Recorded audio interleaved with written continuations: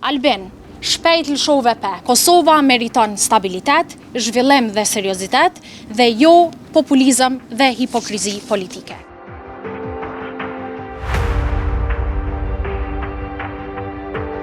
Sot kemi dalë këto para qeverisë për të shprehur përmes këtij aksioni simbolik shqetësimin e thellë për vendimin e fundit të kësaj qeverie për legalizimin e përdorimit të dokumenteve të Serbisë nga personat që nuk i posedojnë ato të Kosovës. E kemi mbushur këtë thes me disa nga gënjeshtrat e Albin Kurtit, i cili deklaronte që i ka qërënjosur strukturat paralele në pjesën veriore të vendit. Ky thes e shpërfaq qasjen e tij të manipulative me fjalë të mëdha në emër të patriotizmit dhe me vepra në dëm të interesit shtetëror.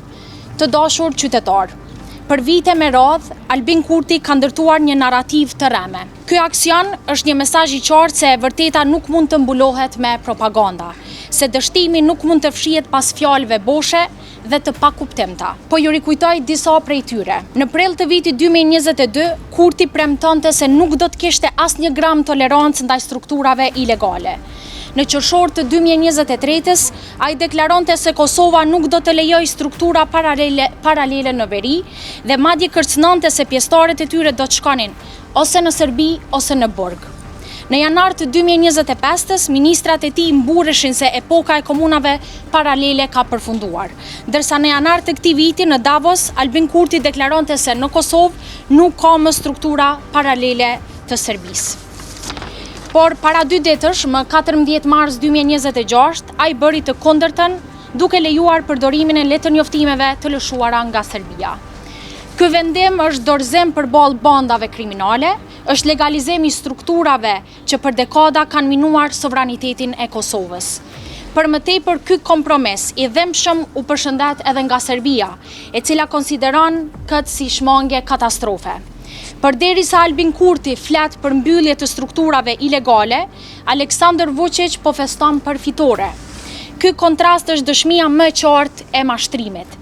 Një kryeministër që pretendon se ka mbyllur kapitullin e strukturave paralele, faktikisht po jep atyre legjitimitet institucional, duke u krijuar kushtet që ato të vazhdojnë të funksionojnë. Albin, shpejt lëshove pe.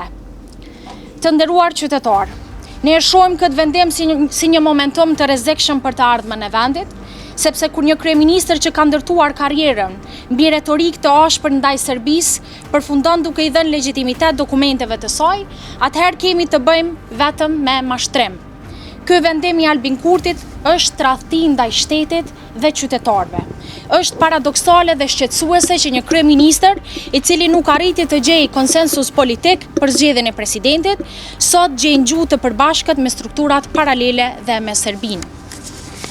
Prandaj nga këto, ne i bëjmë thirrje qeverisë së Kosovës që t'i ndalë politikat e dyfishta dhe të mos i mashtrojë më qytetarët tonë. Kosova meriton stabilitet, zhvillim dhe seriozitet dhe jo populizëm dhe hipokrizi politike.